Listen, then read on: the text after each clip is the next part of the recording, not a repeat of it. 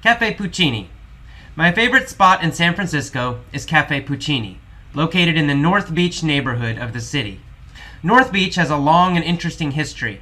It was originally the neighborhood for Italian immigrants in the city, and even today it has many Italian people, cafes, and restaurants.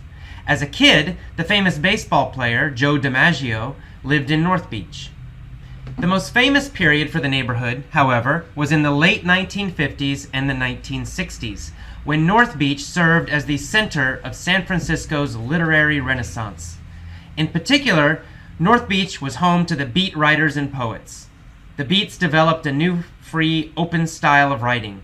They also challenged the conservative society of America in the 1950s and helped create San Francisco's uniquely liberal culture.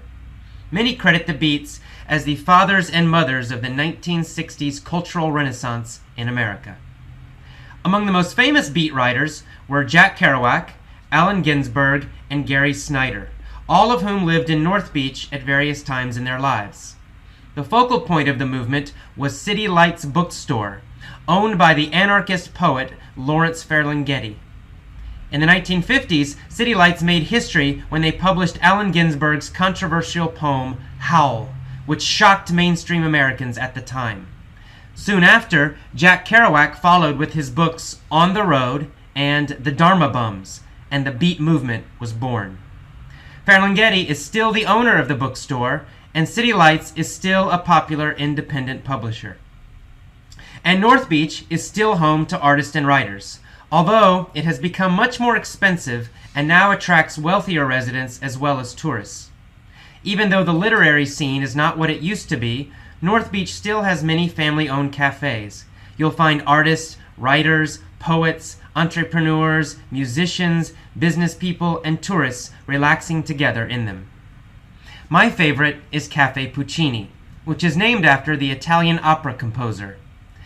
The cafe owner is Italian. He often plays opera music, and every day he sits at a table in the back and chats with his friends. They hold long, animated conversations in Italian, adding to the music of the place. I go to that cafe often. Usually, I get a mocha, find a small table, and then write articles for Effortless English. Sometimes I study a little Spanish or Japanese. Sometimes I read.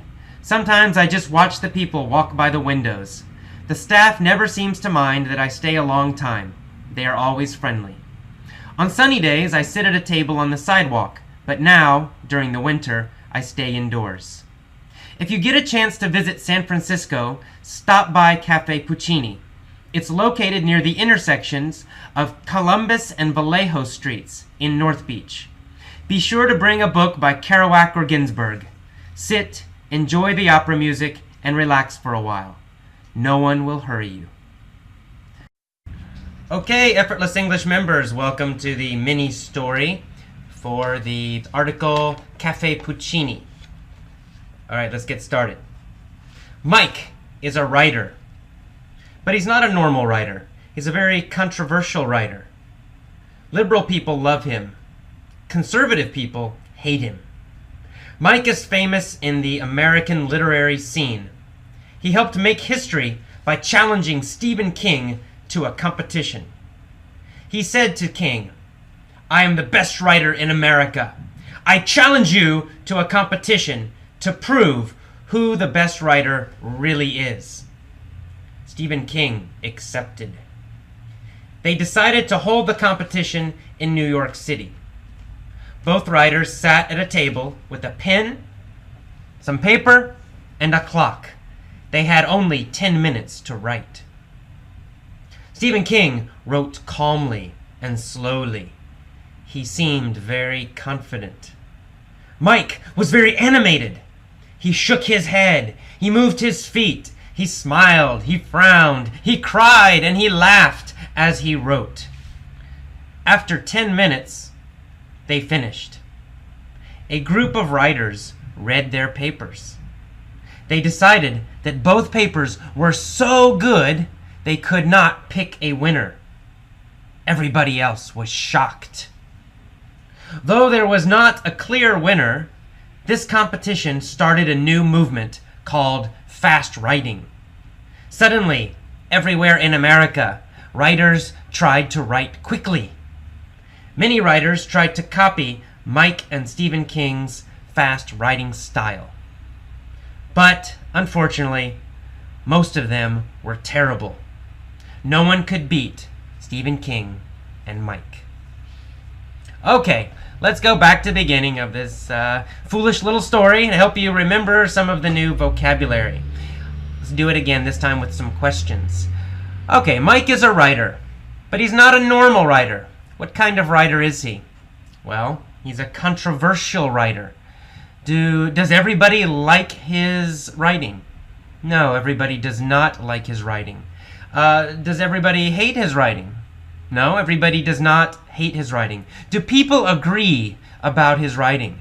They do not. Nobody agrees. Some people really, really hate his writing, and some people really, really love his writing. It's controversial. His writing creates arguments. His writing creates disagreement. He is a controversial writer. What kind of people love his writing usually? Well, it's liberal people. Liberal people love his writing. Do conservative people love his writing? No, they do not. Liberal people love his writing. Do people who like change and new things like his writing? Yes, they generally do. Liberal people, people who like change, generally love his writing. Do people who vote for the Democrats, do they usually like his writing? Well, yeah, usually. We usually think that Democrats are more liberal than Republicans in America. Conservative people hate his writing, and they hate him. What kind of people hate his writing? Well, conservative people hate his writing. Republicans, do they hate his writing? Yeah, most Republicans hate his writing. Does George Bush like his writing? No. George Bush is very conservative. George Bush hates his writing. Does Michael Moore like his writing? Yes, Michael Moore loves his writing. Michael Moore is liberal, but George Bush is very conservative. Okay, Mike is famous in the U.S., in the American literary scene. Is he famous in the German literary scene? No, German writers don't really know about him. Is he famous in the Mexican literary scene? No, he's not. Mexican writers don't know about him. Is he famous in the French literary scene? No, French writers, French readers, they don't know about him. Only the American literary scene, American writers know about him. American readers know about him. He's famous in the American literary scene. Why is he famous? What did he do? Well, he made history. How did he make history? What did he do that was famous? Well, he did something very famous. He helped make history by challenging Stephen King to a competition. Did he nicely ask Stephen King for a competition? No, he did not. He challenged Stephen King, right? He kind of disagreed with him. He said, let's have a competition. Let's have a fight. He challenged Stephen King to a competition, a writing competition. He said to King, I am the best writer in America. I challenge you to a competition to prove who the best writer is. So he's challenging. He's asking for a competition. He's asking for a fight. He's challenging him. King accepted. King said yes. They decided to hold the competition in New York City. To hold, in this case, means to have or to do. So they decided to do the competition in New York City. They decided to have the competition in New York City. They decided to hold the competition in New York City. Where did they hold the competition? They held the competition in New York City. Did they hold the competition in San Francisco? No, they did not hold the competition in San Francisco. They held it in New York City. Past tense, held. Both writers sat at a table with a pen, some paper, and a clock. They each had only 10 minutes to write something great. Stephen King wrote calmly and slowly. He was not animated. However, Mike was very animated. Did Mike move his body a lot when he wrote? Yes, he did. He was very animated. He shook his head. He moved his feet. Was his face animated when he wrote? Yes, his face was also very animated when he wrote. He smiled, he frowned, he moved his face a lot of facial gestures. So his face was very animated. His body was very animated. What else did he do that was animated? Well, he cried, he laughed, he made noise, he was moving his body. Mike is a very animated writer. When he writes, he makes a lot of gestures, he moves his body, he makes noise. He's an animated writer. Stephen King is not an animated writer. Stephen King writes calmly. He's very quiet when he writes. Stephen King is not animated when he writes. After 10 minutes, what happened? Well, they finished their competition. They finished writing. And then another group of writers read their papers. They read what they wrote. But they could not pick a winner. Both of the writing, both of the pieces of paper, both of the stories were so great, they could not pick a winner. Everybody was shocked. However, there was no clear winner, but this competition made history. It was very famous. It started a new movement called fast writing. Did it start a small movement? No, it started a big movement. It means a lot of people copied what they did. Was this a famous movement? Yes, it was a famous movement. It means a lot of people followed this technique of fast writing. It became a movement. Large numbers of writers began to do this. It became a big movement, an international movement. It went from America to Mexico to Canada to Europe. Soon, every writer in all these countries was trying to write fast, trying to write quickly. It became a big movement, a new movement in writing. Many writers tried to copy Mike and Stephen King's fast writing style. However, no one could beat them.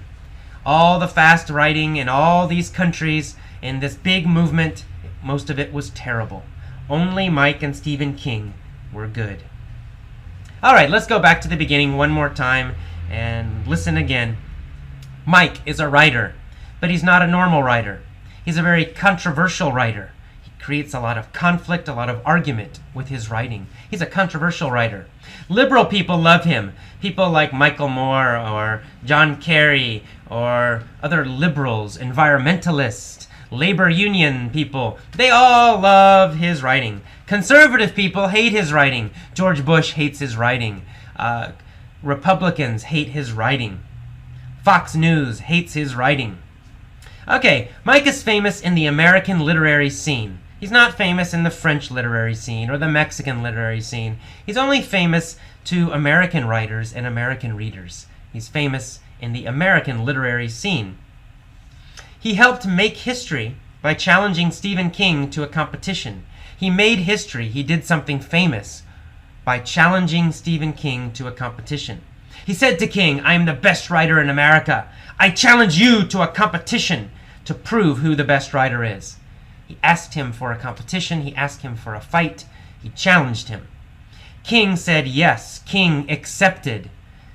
They decided to hold the competition in New York City. They did not hold the competition in Maine, where Stephen King lives. They held the competition in New York City. Both writers sat at a table with a pen, some paper, and a clock. They wrote for 10 minutes, and only 10 minutes, very quickly. Stephen King was not animated when he wrote. He was very calm. He wrote slowly. However, Mike was very animated when he wrote. He moved his body. He shook his head. He moved his feet. He smiled. He frowned. He laughed. He cried. He wrote very quickly. He was very animated when he wrote. After 10 minutes, they both finished, and the judges, the group of writers, the referees, read both papers. Both stories were fantastic. In fact, they were so good, they could not pick a winner. They decided both of them won. Everybody